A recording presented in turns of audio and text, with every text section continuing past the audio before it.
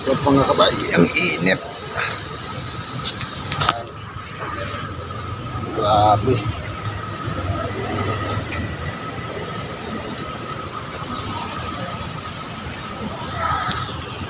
Dito kami sa mga kabay, sa simbahan ngayon. Yan. Start ko lang yung sasakyan kasi sobrang init. Yan ako lang siya. Paanohin ko yung bitana kasi grabe.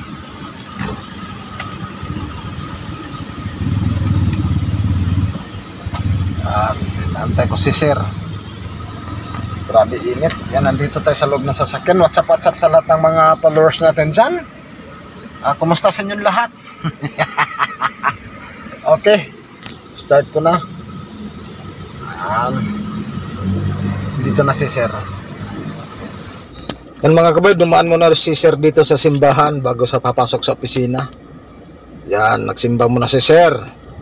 Tapos ako dito mga kabay, nag-antay lang ako dito sa labas. Waiting lang tayo. Buhay may driver.